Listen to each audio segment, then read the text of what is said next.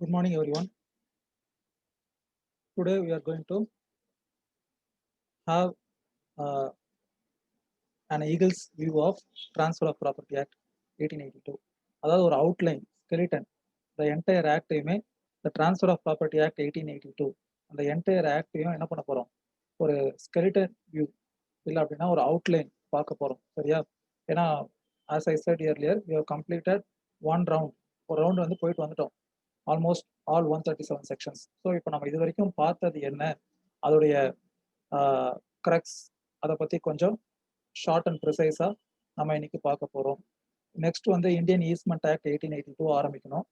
அதுக்கு முன்னாடி இதை ஒரு வாட்டி இந்த கம்பைன்டு செஷனில் இது வரைக்கும் நம்ம என்ன பார்த்துருக்கோம் அப்படிங்கிறத டிஸ்கஸ் பண்ணால் கொஞ்சம் பெட்டராக இருக்கும் அப்படிங்கிறதுக்காக தான் நான் வந்து மெயினாக இன்னைக்கு கம்பைன் கிளாஸ் கேட்டேன்.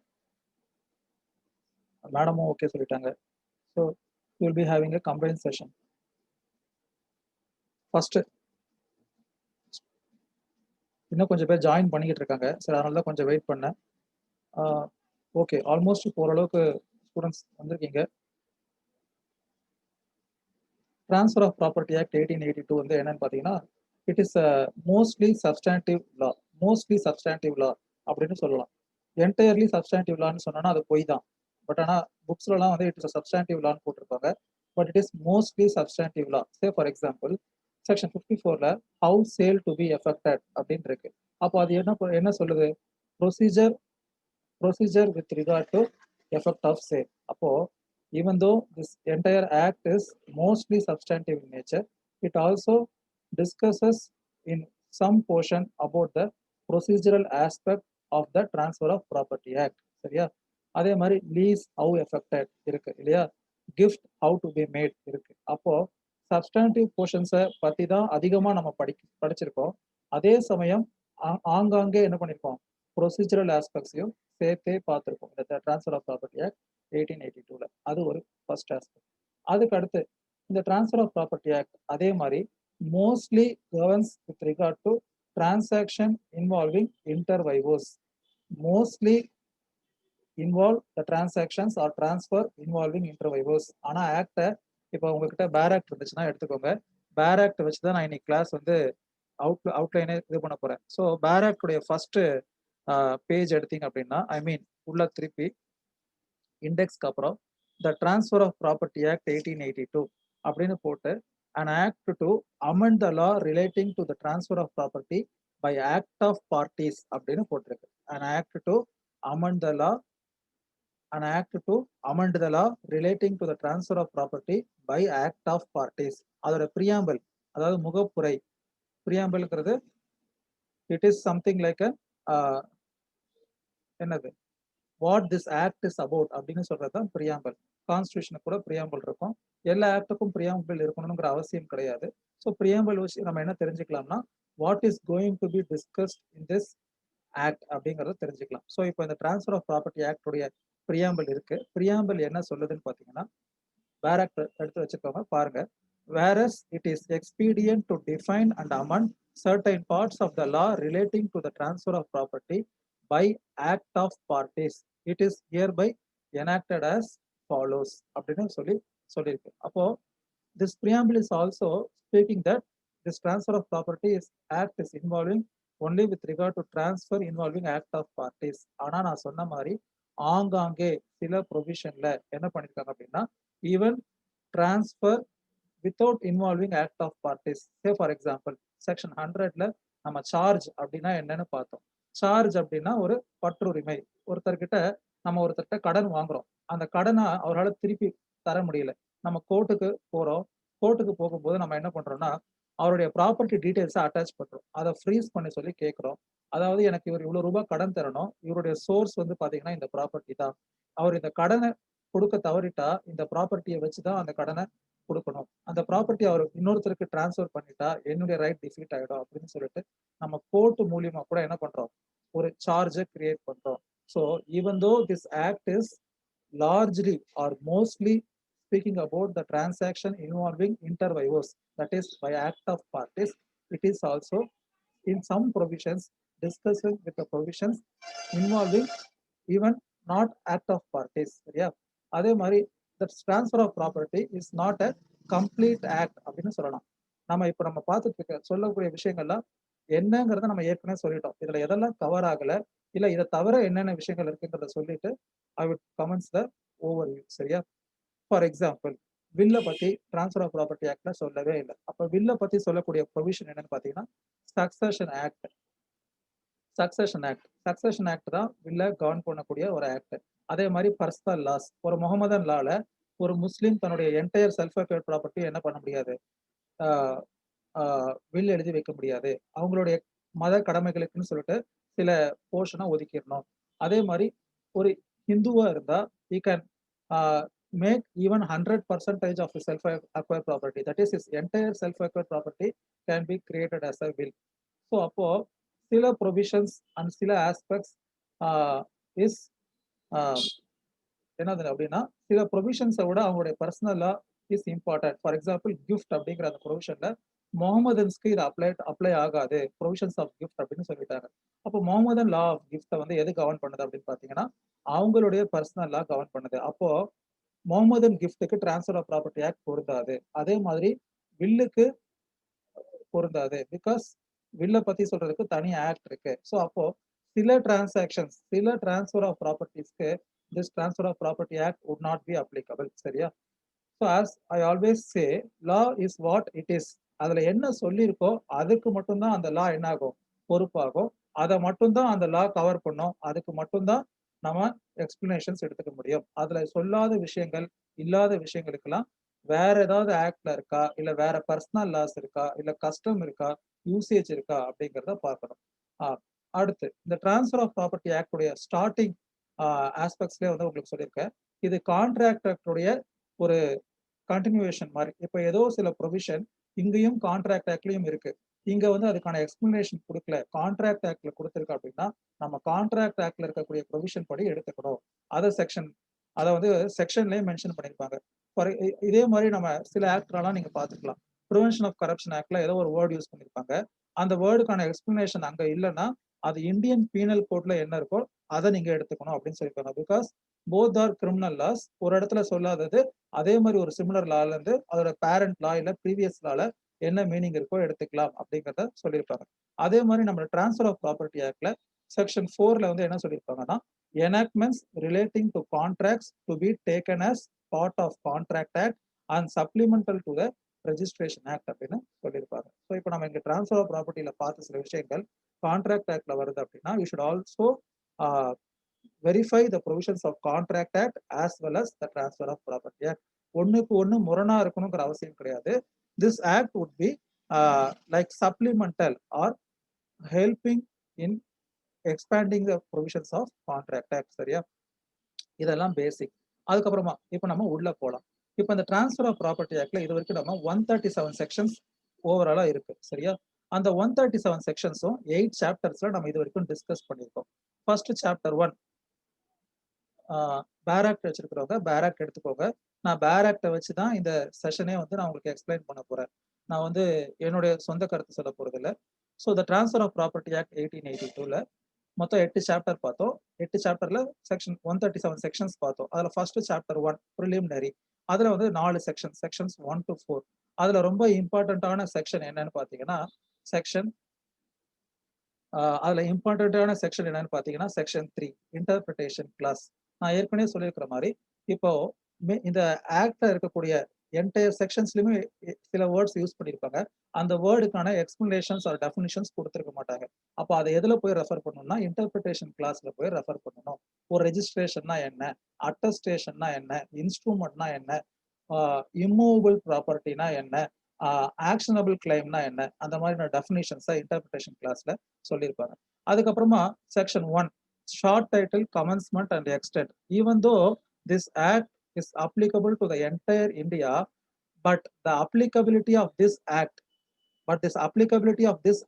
and the provisions is decided by the state government concerned.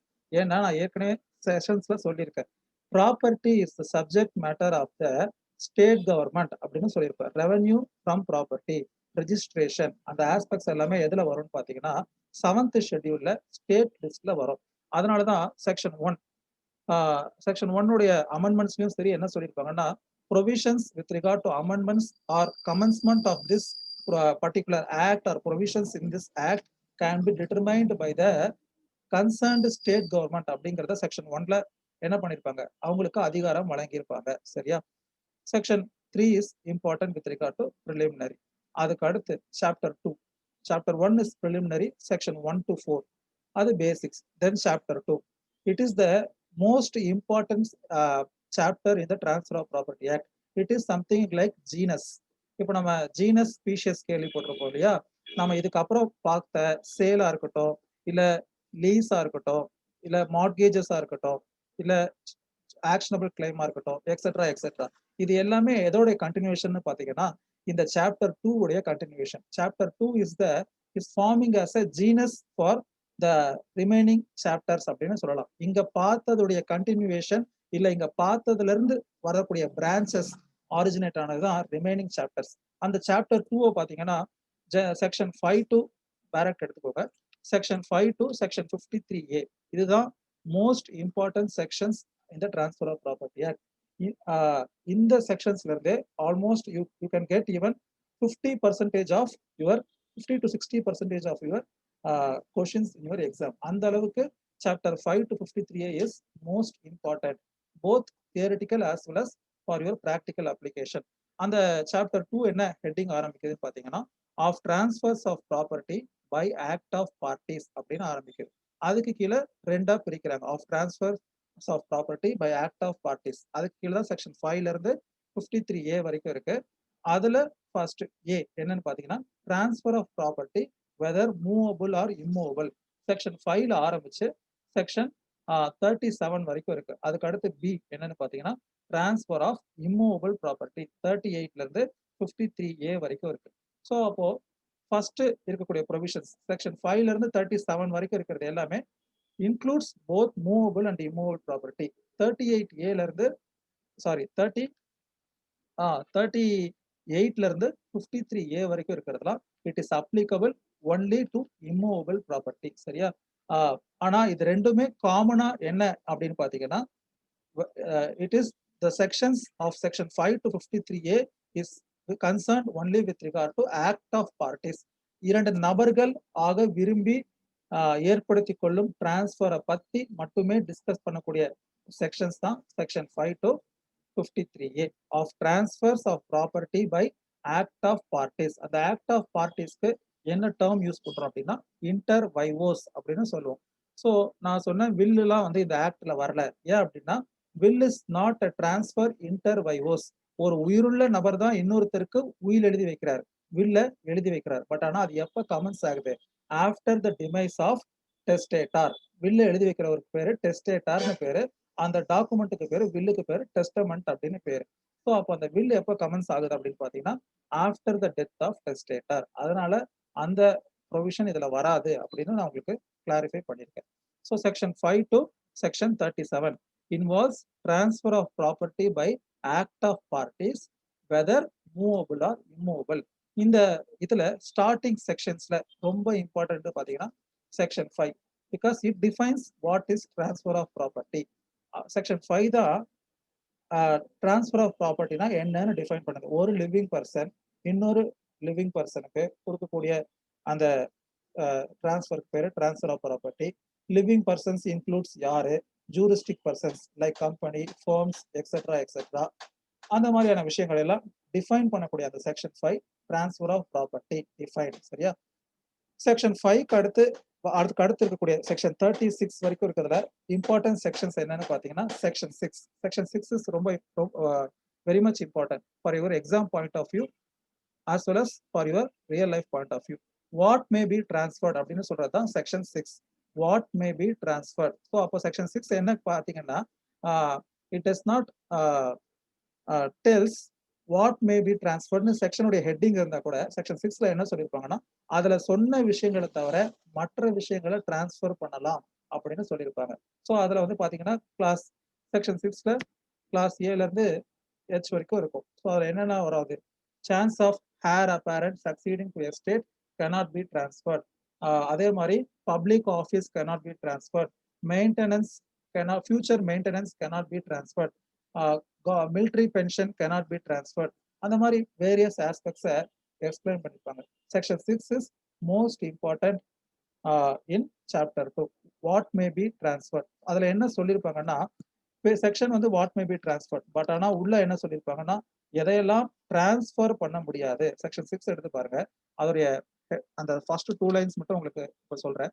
Property of any kind may be transferred except as otherwise provided by this act or by any other law for the time being in force அப்படின்னு சொல்லிட்டு 6 class 7 ஆரம்பிச்சு 6 class I வரைக்கும் இருக்கக்கூடிய விஷயங்களை transfer பண்ண முடியாது அப்படின்னு சொல்லியிருப்பாங்க.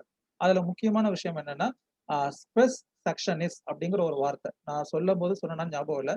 அந்த 6 கிளாஸ் ஏக்கு பேர் தான் ஸ்பெஸ் செக்ஷனிஸ், SPES செக்ஷனிஸ், SUCCEONIS, ஸ்பெஸ் செக்ஷனிஸ் அப்படின்னு சொல்லுவாங்க. அதுல இம்பார்ட்டண்டா அந்த 6 கிளாஸ் ஏ ஸ்பெஸ் செக்ஷனிஸ் அப்படிங்கிறது என்னன்னா, living person does not have a hair. சரியா, உயிரோடு இருக்கும் நபருக்கு வாரிசு அப்படிங்கிற கான்செப்டே லால கிடையாது. இப்ப எக்ஸ்ன்னு ஒருத்தர் ஒரு ப்ராப்பர்ட்டியை வச்சிருக்கிறாரு, அவருக்கு ஒரே பையன் தான், மனைவி இல்ல, வேற குழந்தைகள் இல்ல, வேற உறவுகளே இல்ல. ஆனா அந்த எக்ஸ் உடைய லைஃப் டைம்ல ஒய் அந்த ப்ராப்பர்ட்டியை இன்னொருத்தருக்கு டிரான்ஸ்ஃபர் பண்ண முடியாது. Because that is forbidden under section 6 clause A. அதுக்கு பேர் தான் ஸ்பெஸ் செக்ஷனிஸ். பிகாஸ் a living person does not have a hair. அவர் அதுக்கு என்ன பேருன்னு பாத்தீங்கன்னா, லிவிங் பர்சனுக்கு ஒருத்தர் இருக்கிறாரு, ஒரு பையனோ இல்ல ஒரு வாரிசோ இருந்தா அத ஹேர் அப்பேரண்ட் அப்படின்னு சொல்லுவாங்க. அத so hair apparent, the possibility of hair apparent succeeding to an estate cannot be transferred அப்படின்னு சொல்லுவாங்க. ஏன்னா it is only a possibility. We cannot assure this person would predecease or this person would die first அப்படிங்கறத சொல்ல முடியாது. There is no any mathematical calculation to say only one who first come will go first அப்படின்னு நம்மளால சொல்ல முடியாது இல்லையா? So தந்தை மகனுக்கு முன்னாடி இறப்பாரா இல்ல மகன் தந்தைக்கு முன்னாடி இறப்பாராங்கிறது தெரியாது. அதனால பாசிபிலிட்டின்னு சொல்றோம். அதுதான் ஸ்பெஷல் செக்ஷனிஸ். அதுல ரொம்ப முக்கியமான ஒரு செக்ஷன் 6ல ஒரு ஆஸ்பெக்ட். சரியா, அதுக்கு அடுத்து நம்ம பார்த்தது operation of transfer, oral transfer, இந்த மாதிரியான விஷயங்கள்லாம் பார்த்துட்டு வந்தோம். அதே மாதிரி கண்டிஷன்ஸ், அது இந்த சாப்டர் 2ல அடுத்த இம்பார்ட்டன்டான ஒரு இது என்னன்னு பார்த்தீங்கன்னா கண்டிஷன்ஸ். ஒரு ஏலினேஷன் தான் டிரான்ஸ்ஃபர்னு சொல்றதுதான் ஏலினேஷன் சொல்றோம்.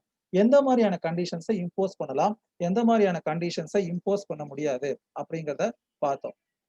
கண்டிஷன் ரீஸ்ட்ரைனிங் ஏலினேஷன் செக்ஷன் 10ல பார்த்தோம். அதே மாதிரி செக்ஷன் 11ல condition restriction repugnant to interest created. ஒருத்தருக்கு ஒரு ப்ராப்பர்ட்டியை டிரான்ஸ்ஃபர் பண்ணிட்டோம்னா everything is transfer. You cannot make directions with regard to enjoyment of that particular property. இது ஒரு common provision or common law. சரியா, நான் ஒன்ஸ் ஒருத்தர்கிட்ட ஒரு பேனாவை கொடுத்துட்டேன். அந்த பேனாவை கொடுத்ததுக்கு அப்புறமா இந்த பேனாவில் நீ கெட்ட வார்த்தைலாம் எழுதக்கூடாது, இந்த பேனாவில் நீ ஹிந்தி எழுதக்கூடாது, இது ஏன்னா தமிழன் கொடுத்த பேனா தமிழ் தான் எழுதணும் அப்படின்லாம் சொல்ல முடியாது. Once something has been alienated, it is for that person to use in his own whims and fancy. So அதில் சொல்றது தான் கண்டிஷன் ரிஸ்ட்ரைனிங் ஏலியனேஷன். அதே மாதிரி section 11 restriction repugnant to interest created. இது ரெண்டுமே லா என்ன பண்ணுது, it is not allowing such condition. Once alienation பண்ணிட்டேன்னா it is that's all. But ஆனா இதுக்கு அடுத்து நம்ம பார்க்கக்கூடிய சில செக்ஷன்ஸ்ல சில விஷயங்களை அனுமதிச்சிருக்காங்க. என்ன மாதிரியான கண்டிஷன்ஸ் அனுமதிச்சிருக்காங்க, என்ன மாதிரியான ரெஸ்ட்ரிக்ஷன்ஸ் அனுமதிச்சிருக்காங்க அப்படிங்கறத அடுத்தடுத்து வரக்கூடிய செக்ஷன்ஸ்ல பார்ப்போம். அதுக்கு அடுத்து செக்ஷன் 6க்கு அப்புறமா இந்த சாப்டர் 2ல இம்பார்ட்டன்ட் செக்ஷன்ஸ் பாத்தீங்கன்னா section 13 and 14 for your exam point of view. என்ன அப்படின்னு பாத்தீங்கன்னா section 13 transfer to benefit of unborn person. So அந்த அன்பார்ன் பர்சனுக்கு ஒரு டிரான்ஸ்ஃபர் பண்ணணும் அப்படின்னா என்ன பண்ண முடியாது, டைரக்டா அவர் கொடுக்க முடியாது. ப்ரையார் இன்ட்ரெஸ்ட் ஒருத்தருக்கு கிரியேட் பண்ணணும். Prior interest should be created in favour of the living person and only after that unborn person, that is a child in the womb attains majority, that property will absolutely go to that particular child அப்படிங்கறத section 13ல பார்த்தோம். transfer for benefit of unborn person. unborn personங்கிறது இந்த செக்ஷன்ல a person in the womb, கருவில் உள்ள குழந்தையை பத்தி தான் section 13 சொல்லியிருக்கே தவிர கருவில் இல்லாத குழந்தையை பத்தி சொல்லல. இந்த ஒரு செக்ஷனுக்கு இருக்கக்கூடிய ஒரு முக்கியமான விஷயம் என்னன்னா, ப்ரையார் இன்ட்ரெஸ்ட் கிரியேட் பண்ணணும். கிரியேட் பண்ணிட்டு தான் சப்சிக்வெண்ட் இன்ட்ரெஸ்ட்டை அந்த பிறக்காத குழந்தைக்கு கிரியேட் பண்ண முடியும். அந்த இன்ட்ரெஸ்ட்டையும் நீங்க ஃபர்தரா ஒரு இன்டெஃபினட் பீரியடுக்கு போஸ்ட்போன் பண்ண முடியாது. Once the child borns and it attains majority, it should be divested with the absolute right or entire right in the property அப்படின்னு சொல்றது செக்ஷன் 13. அதுக்கு அடுத்து செக்ஷன் 14 பார்த்தோம். செக்ஷன் 14 வந்து it is based on public policy அப்படின்னு சொல்லலாம். Rule against perpetuity. Rule against பர்பச்சுவிட்டினா என்ன? ஒரு இன்டெஃபினட் பீரியடுக்கு ஒரு ப்ராப்பர்ட்டியில இருக்கக்கூடிய ரைட்டை போஸ்ட்பான் பண்ண முடியாது. ரைட் ஆர் இன்ட்ரெஸ்ட் இந்த property cannot be postponed for indefinite period of time.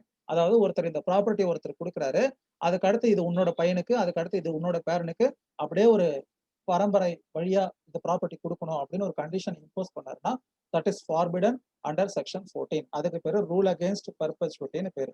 அதுக்கு சில எக்ஸப்ஷன்ஸ்லாம் இருக்கு. என்னென்ன பார்த்தோம்? டாக்டரின் ஆஃப் சிப்ரே, அதாவது பப்ளிக் பர்பஸ்க்காக கொடுத்தா இன்டெஃபினட் பீரியடுக்கு கூட நம்ம வச்சுக்கலாம். ஃபார் எக்ஸாம்பிள், ஒரு இன்னைக்கெல்லாம் நம்ம நோபல் பிரைஸ் சீசன் போய்கிட்டு இருக்கு இல்லையா? நோபல் பிரைஸ் கொடுத்துட்டு இருக்காங்க. எத்தனையோ வருஷத்துக்கு முன்னாடி 1901ல ஆல்ஃபிரட் நோபல் அவரோட நினைவா ஆரம்பிச்சு இன்னைக்கு வரைக்கும் போய்கிட்டு இருக்கு. Because that property is created by trust. அதுல இருந்து வரக்கூடிய இதை அக்குமுலேட் பண்ணிட்டு அந்த ஹியூமனிட்டி இருக்கிற வரைக்கும் பண்றாங்க. ஸோ அப்போ அந்த பப்ளிக் பர்பஸ்க்காக என்ன பண்ணலாம்? ஒரு ப்ராப்பர்ட்டியை அக்குமுலேட் பண்ணி வைக்கலாம் if it is for public. அதுல நம்ம பார்த்த ஒரு டாக்டரின் பேரு டாக்டரின் ஆஃப் சிப்ரே, CYPRES அப்படின்னா என்ன அர்த்தம்? As for us possible. சரியா? அப்போ இயன்ற அளவுக்கு என்ன பண்ணணும்? ஒரு பப்ளிக் நேச்சருக்காக ஒரு டிரான்ஸ்பர் இருந்தா we should try to enforce it. அது சரியாக்குவதற்கு என்ன பண்ணணுமோ அதை பண்ணணும் அப்படிங்கிறத பார்த்தோம் இந்த இது. ஸோ அப்போ டாக்டரின்ஸ் எல்லாமே இம்பார்ட்டன்ட். ஒரு 5 டாக்டரின் இருக்கு. 5 டாக்டரினுமே ரொம்ப இம்பார்ட்டன்ட். அது என்னங்கிறத பின்னாடி சொல்றேன். First I try to continue with this. இது சரியா? அதுக்கு அடுத்து செக்ஷன் 13, 14க்கு அப்புறமா என்ன பார்த்தோம்னா interest, contingent interest, vested interest. Section 19 and section 21. Vested இன்ட்ரெஸ்ட்னா இம்மீடியட்டா ஒரு டிரான்ஸ்ஃபர் ஒருத்தர்கிட்ட போய் சேர்ந்துரும் அப்படின்னா அது வெஸ்டட் இன்ட்ரெஸ்ட். கண்டிஜென்ட் இன்ட்ரெஸ்ட்னா after performing some condition and after fulfilling the condition imposed it would be transferred அப்படிங்கிறது கண்டிஜென்ட் இன்ட்ரெஸ்ட் அப்படின்னு சொல்லுவோம். Happening of some specified uncertain event. அந்த ஈவெண்ட் நடந்தா அவருக்கு அந்த சொத்துல ஒரு உரிமை வரும் அப்படின்னா அது கண்டிஜென்ட் இன்ட்ரெஸ்ட். இம்மீடியட்டா ஒருத்தருக்கு ஒரு இன்ட்ரெஸ்ட் அந்த ப்ராப்பர்ட்டியில ஒரு உரிமை போய் சேர்ந்துருச்சுன்னா அதுக்கு பேரு வெஸ்டட் இன்ட்ரெஸ்ட். செக்ஷன் 19, செக்ஷன் 21 இதெல்லாம் பார்த்துட்டு வந்தோம். அதுக்கப்புறமா கண்டிஷனல் டிரான்ஸ்ஃபர் சாப்டர் 2ல பார்த்தோம். செக்ஷன் 25ல ஆரம்பிச்சு 2 கைண்ட்ஸ் ஆஃப் கண்டிஷன் பார்த்தோம். அதை தவிர லால 2 தான் இருக்கு. அதை தவிர நான் உங்களுக்கு கொலேட்ரல் கண்டிஷன்னா என்னன்னு சொன்னேன், ஞாபகம் இருக்கும்னு நினைக்கிறேன்.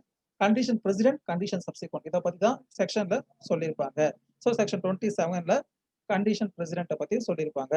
கண்டிஷன் பிரசிடென்ட்னா என்ன? ஒரு டிரான்ஸ்பர் நடக்கிறதுக்கு முன்னாடி கண்டிஷனை போடுறாங்க. அந்த கண்டிஷனை போட்டு அதை நீ ஃபுல்ஃபில் பண்ணிட்டா உனக்கு இந்த கண்டிஷன் அப்சல்யூட்டா இந்த டிரான்ஸ்பர் அப்சல்யூட்டா மாறிடும் சொல்றதுக்கு பேரு கண்டிஷன் பிரசிடென்ட். அப்ப ஆஸ் த இந்த ஃபுல்ஃபில்மெண்ட் ரெண்டுத்துக்கும் என்ன வித்தியாசம்? கண்டிஷன் பிரசிடென்ட்டா இருந்தா என்ன அப்படின்னு பாத்தீங்கன்னா பார்ஷியல் கம்ப்ளையன்ஸ் இருந்தாலே போதும் அப்படின்னு பார்த்தோம். கண்டிஷன் சப்சிக்வெண்டா இருந்தா, கண்டிஷன் சப்சிக்வெண்ட்னா ஃபர்ஸ்ட் ஒருத்தர் டிரான்ஸ்ஃபர் கொடுத்துட்றாங்க. டிரான்ஸ்ஃபர் கொடுத்ததுக்கு அப்புறமா அது அப்சல்யூட்டா மாறணும்னா you have to perform this condition அப்படின்னு சொல்றாங்க. ஸோ அப்போ அந்த மாதிரியான கண்டிஷனுக்கு பேரு condition subsequent. Subsequent to the transfer a condition is imposed அப்படின்னா கண்டிஷன் சப்சிக்வெண்ட்னு பேரு. அப்போ அந்த மாதிரியான கண்டிஷனை ஸ்ட்ரிக்டா கம்ப்ளை பண்ணணும். Because you have been parted with some property. உங்களுக்கு சில சொத்தின் உரிமை கொடுக்கப்பட்டிருக்கு. அதனால நீங்க அதற்காக மெனக்கிட்டீங்கன்னா it should be strict compliance. ஆனா கண்டிஷன் பிரசிடென்ட்ல பார்ஷியல் கம்ப்ளையன்ஸ் இருந்தா போதும் அப்படிங்கிறத பார்த்தோம். அதுக்கு அடுத்து லாஸ்ட் என்ன பார்த்தோம் அப்படின்னு பாத்தீங்கன்னா ஸோ இதெல்லாம் பார்த்தோம். அதுக்கடுத்து ப்ரையர் டிஸ்போசிஷன் அதெல்லாம் பார்த்தோம். எந்த மாதிரியான கண்டிஷன்ல இந்த டிஸ்போசிஷன், அந்த கண்டிஷன்ல ஒரு கண்டிஷன் லாஃபுல்லா இருக்கு, இல்ல இன்னொரு கண்டிஷன் அன்லாஃபுல்லா இருக்கு அப்படின்னா எந்த மாதிரியான கண்டிஷனை ஃபுல்ஃபில் பண்ணணும் அப்படிங்கிற விஷயங்கள் எல்லாம் பார்த்தோம். அடுத்து செக்ஷன் 35 பார்த்தோம். டாக்டரின் ஆஃப் எலெக்ஷன். இப்போ நான் சொல்லக்கூடிய செகண்ட் டாக்டரின் இந்த செஷன்ல. ஃபர்ஸ்ட் டாக்டரின் ஆஃப் சிப்ரே சொன்னேன், இப்போ சொல்றது டாக்டரின் ஆஃப் எலெக்ஷன். இது ரொம்ப இம்பார்ட்டன்ட் எக்ஸாம் பாயிண்ட் ஆஃப் வியூல. செக்ஷன் 35. ஸோ டாக்டரின் ஆஃப் எலெக்ஷன்ங்கிறது உங்களுக்கு தெரியும். ஒரே டிரான்ஸ்பர்ல ஒரே டீட்ல ஒருத்தர் என்ன பண்றாரு? தனக்கு உரிமம் இல்லாத சொத்தை ஒருத்தருக்கு டிரான்ஸ்பர் பண்றாரு. அந்த நபருடைய சொத்தை அந்த யாருடைய சொத்தை யாருடைய சொத்தை இன்னொருத்தருக்கு டிரான்ஸ்பர் பண்ணாரோ அவருக்கு ஏதோ ஒரு பெனிஃபிட்டை கொடுக்குறாரு. Some cash or some reward. சரியா? ஒருத்தருடைய எக்ஸ்ங்கிறவருடைய ப்ராப்பர்ட்டிய ஒய் என்ன பண்றாரு? இசட்டுக்கு கொடுக்குறாரு. ஆனால் அதே டிரான்சாக்ஷன்ல அந்த எக்ஸ் வந்து எக்ஸ் வந்து ஒய்யுடைய ப்ராப்பர்ட்டி இசட்டுக்கு கொடுக்குறாரு. அந்த ஒய்க்கு ஏதோ ஒரு வகையில ஒரு பலனை கொடுக்குறாரு, ஒரு பெனிஃபிட்டை கொடுக்குறாரு. அப்ப அந்த ஒய் என்ன பண்ணணும்னா you should elect whether to retain the benefit given by X or to retain his property. எனக்கு இதுக்கு பேர் தான் டாக்டர் ஆஃப் எலெக்ஷன் பேரு. எலெக்ஷன்ல இன்னொருத்தர் அந்த இசட்டுங்கிறவர்களோட பேர் என்னன்னா டோனி. சப்போஸ் ஒய் சேஸ் எனக்கு இந்த இது வேண்டாம், I would be happy with my own property அப்படின்னு சொல்லிட்டாருன்னா அந்த எலெக்ஷன் வந்து என்ன ஆயிடுது, டிசன்ட் ஆயிடுது. அப்ப அவருடைய பேர் டிசப்பாயிண்டட் டோனி அப்படின்னு ஆயிடுது. So doctrine of election Cooper versus Cooper அந்த கேஸ்ல சொல்லியிருப்பாங்க அதோட ஃபேக்ட்ஸ். ஸோ இதான் எலெக்ஷன் செக்ஷன் 35 பார்த்தோம். அது ரொம்ப இம்பார்ட்டன்ட் எக்ஸாம் பாயிண்ட் ஆஃப் வியூல பார்ட் ஏல நிறைய முறை கேட்கக்கூடிய கொஸ்டின். சரியா? அப்புறமா வந்து செக்ஷன் 36 வந்து அப்போர்ஷன்மெண்ட். அது ஒரு சின்ன போர்ஷன் தான். அப்போர்ஷன்மெண்ட்னா என்னது, பங்கு, ஒரு ஏலினேஷன் ப்ராப்பர்ட்டியை டிரான்ஸ்ஃபர் பண்றோம், அதுல வந்து ஒரு இன்ட்ரெஸ்ட் அவங்கவுங்களுடைய ஷேருக்கு ஏத்த மாதிரி அப்போர்ஷன் பண்ணிக்கணும் அப்படிங்கிறத நம்ம பார்த்துருப்போம். அப்போர்ஷன்மெண்ட் அப்படின்னா ஃபார் எக்ஸாம்பிள் ஒரு செட்டில்மெண்ட் டீட்ல அப்பா தன்னுடைய 2 பிள்ளைங்களுக்கு, ஒரு பையனுக்கும் ஒரு பொண்ணுக்கும் செட்டில்மெண்ட் டீட் எழுதி வச்சிருக்காரு. பையனுக்கு 75% ஆஃப் த ப்ராப்பர்ட்டி, பொண்ணுக்கு 25% ஆஃப் த ப்ராப்பர்ட்டின்னு சொல்லி செட்டில்மெண்ட் டீட்ல மென்ஷன் பண்ணிருக்காரு. நாளைக்கு அப்பாவுடைய காலத்துக்கு அப்புறமா அவங்க என்ன பண்றாங்க, அந்த ப்ராப்பர்ட்டியை இன்னொருத்தருக்கு டிரான்ஸ்ஃபர் பண்றாங்க. So how they can apportion the sale amount அப்படின்னு பாத்தீங்கன்னா based on their interest in the property. அப்போ அந்த சேல் கன்சிடரேஷன்ல 4ல் 3 பங்கை பையனும் 1 பங்கை பொண்ணும் எடுத்துக்கலாம். ஸோ இந்த மாதிரியான விஷயங்களை அப்போர்ஷன்மெண்ட்னு சொல்லுவோம். அதாவது பங்கு பிரித்தல் இல்ல பங்கிடுதல் அப்படின்னு சொல்லலாம். சரியா? அப்போர்ஷன்மெண்ட் இதெல்லாம் பார்த்தோம். அதுக்கு அடுத்து பி போர்ஷன் வந்துருது, transfer of immovable property. So இந்த பி போர்ஷன் வந்து பாத்தீங்கன்னா இதுலயும் ரொம்ப ரொம்ப முக்கியமான செக்ஷன்ஸ்லாம் இருக்கு. அதுல என்னென்ன செக்ஷன்லாம் ரொம்ப முக்கியம் பாத்தீங்கன்னா செக்ஷன் 41 ரொம்ப முக்கியம். டிரான்ஸ்ஃபர் பை ஆஸ்டென்சிபிள் ஓனர் அப்படின்னு சொல்லுவோம். லைக் பினாமி டிரான்சாக்ஷன். சே ஃபார் எக்ஸாம்பிள் ஆஸ்டென்சிபிள்னா one who appears to be a owner is not a real owner but a person by his act making the other person to believe that he is this real owner. அப்போ அந்த மாதிரியான டிரான்சாக்ஷன்ஸை எப்படி protect பண்றது அப்படிங்கிறத transfer by ostensible as if or appears to be அப்படின்னு அர்த்தம். Section 41 அது ரொம்ப முக்கியம்.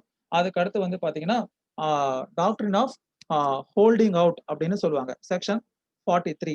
செக்ஷன் 43யோட இன்னொரு பேர் என்னன்னா doctrine of holding out or holding ஓவர்னு சொல்லுவோம். அது என்னன்னா transfer by unauthorised person who subsequently acquires interest in property transfer. இதுக்கும் ஸ்பெஸ் செக்ஷனிஸ்க்கும் லைட்டா ஒரு சிமிலாரிட்டி இருக்கும். செக்ஷன் 6A பார்த்த விஷயத்துக்கும் செக்ஷன் 43ல பார்த்த விஷயத்துக்கும். செக்ஷன் 6A என்ன சொன்ன, ஒரு பர்சன் ஹேர் அப்பேரண்ட் அவர் என்ன பண்றாரு, இன்னொருத்தருக்கு ஒரு ப்ராப்பர்ட்டியை விற்கிறாரு. அப்படி வித்தா அது செல்லாது அப்படின்னு சொல்றோம். அவர் வித்ததுக்கு அப்புறமா சப்சிக்வெண்டா என்ன ஆயிடுது, அந்த உண்மையான ஓனர் ஃபார் எக்ஸாம்பிள் எக்ஸ்ங்கிற அப்பா, ஒய்ங்கிற சன் இருக்காரு. ஸோ ஒய் என்ன பண்றாரு, எக்ஸ் உடைய ப்ராப்பர்ட்டி இசட்டுக்கு கொடுத்துடுறாரு. Subsequently after that transfer X dies. So Y is getting interest over that property. அப்போ அந்த மாதிரியான டிரான்ஸ்ஃபரை இவர் மறுக்க முடியுமா, இல்ல நான் பண்ணது தப்புன்னு அப்படின்னா no. A wrongdoer cannot seek protection under the law to which he is a subject அப்படிங்கிறது ஒரு செட்டில்டு பிரின்சிபல் ஆஃப் லா. எவர் ஒருவர் தவறு செய்தாரோ அவர் அந்த சட்டத்தின் பால் தனக்கு ஒரு பாதுகாப்பை கோருவதை சட்டம் அனுமதிக்காது. ஸோ அதுக்கு ஒரு இதுதான் வந்து section 43 doctrine of holding out. சரியா?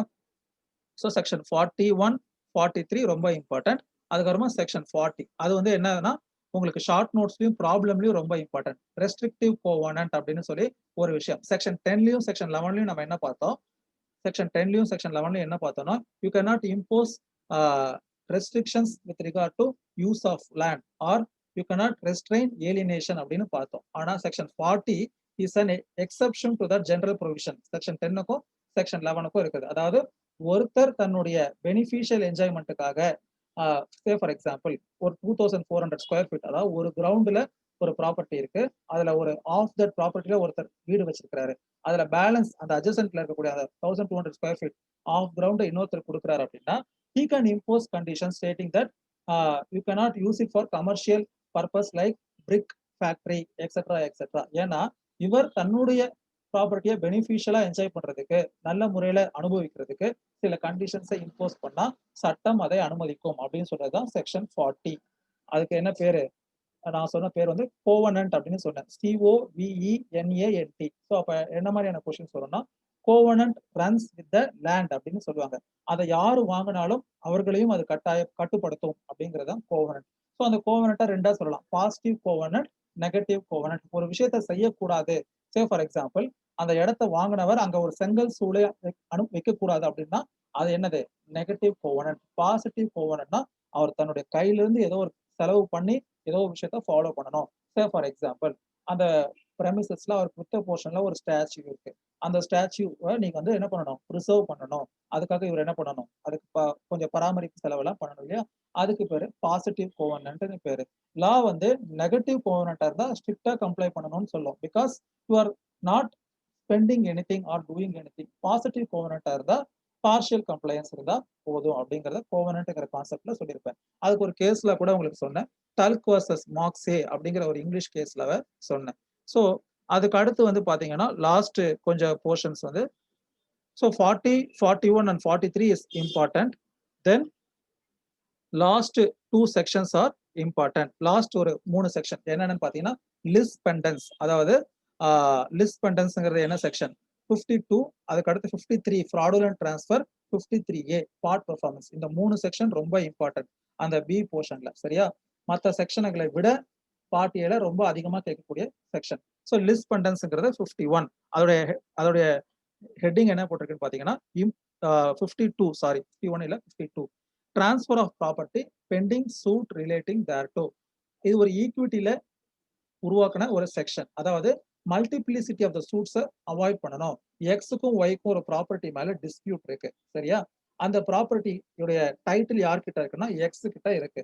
எக்ஸ் என்ன சொல்றாரு, இது எங்க அப்பாவுடைய ப்ராப்பர்ட்டி, அவர் எனக்கு ஒரு உயில் எழுதி வச்சுட்டாரு, அதனால நான் தான் இதோடைய ஓனருங்கிறாரு. பட் ஒய் என்ன பண்ணிருக்காரு, கோர்ட்ல கேஸ் ஃபைல் பண்ணிருக்காரு. அந்த வில் இஸ் அ ஃபோர்ஜ்டு வில்லு, ஏதோ ஒரு அன்டியூ இன்ஃபுளுன்ஸ் யூஸ் பண்ணியோ இல்ல ஏமாத்தியோ எங்க அப்பாவுடைய ப்ராப்பர்ட்டி அவர் வாங்கிட்டாரு. ஸோ அதை சேலஞ்ச் பண்றாரு. அதோட outcome would have a consequence with regard to title of that particular property. அப்ப அந்த கேஸ்ல சப்சிக்வெண்டா எக்ஸ் வந்து இந்த கேஸ் பெண்டிங்ல இருக்கும்போதோ ஒருத்தர் கிட்ட வித்துறாரு, அவர் இன்னொருத்தர் கிட்ட வித்துறாரு. இந்த மாதிரி சப்சிக்வெண்ட் டிரான்சாக்ஷன் நடந்தாலும் கூட it all binds on the subsequent parties அப்படின்னு சொல்றதுதான் section 52. Lis pendens, pending litigation.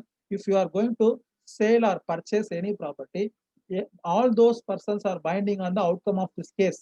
They need not be joined as the party in that particular case. அதை அவங்க ஒரு டிஃபென்ஸா எடுக்க முடியாது அப்படிங்கிறதா section 52 சாரஹாம்சம்.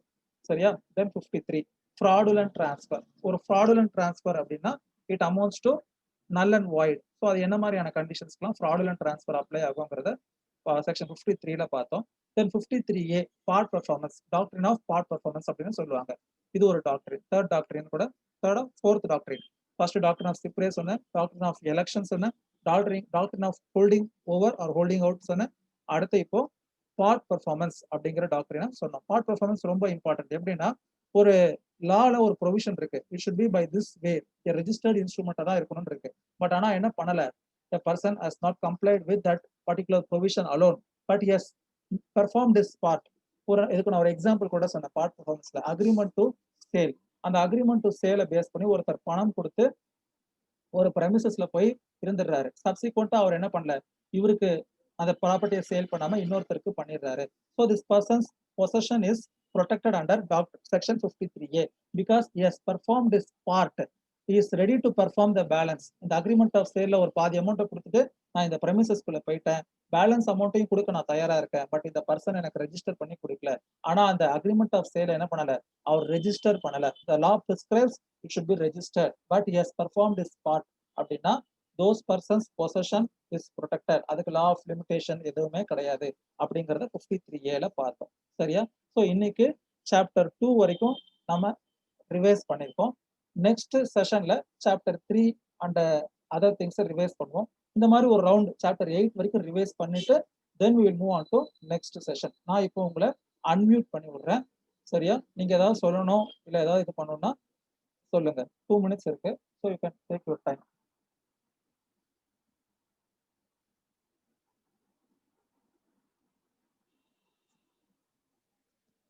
If you have anything to say, you can type me in chat also, private.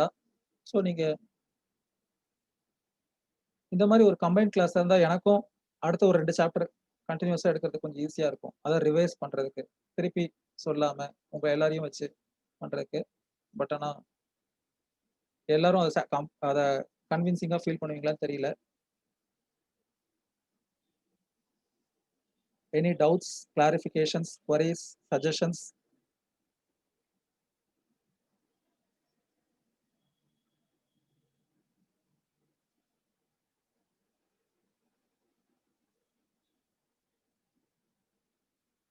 சரி, ஒரு நிமிஷம் இருக்கு. எனக்கு ஒரே ஒரு சின்ன இது மட்டும் சொல்லுங்க. சப்போஸ் இந்த ரிவிஷன் வரைக்கும் அடுத்த ஒரு 4 செஷன் கன்டினியூஸ் செஷனா வச்சு இந்த ட்ரான்ஸ்ஃபர் ஆஃப் ப்ராப்பர்ட்டி முடிக்கிறதுல உங்களுக்கு ஒரு சம்மந்தம் இருக்கும் அப்படின்னா, ஆ நீங்க எனக்கு டிஸ்கஸ் பண்ணிட்டு சொல்லுங்க. ஒரு 4 செஷன் மட்டும் இந்த ரிவிஷன் முடியிற வரைக்கும் கன்டினியூஸ் செஷன் வைக்கிறதுக்கு கொஞ்சம் கோஆப்பரேட் பண்ணுங்க. சரி, thank you everyone. Have a happy day.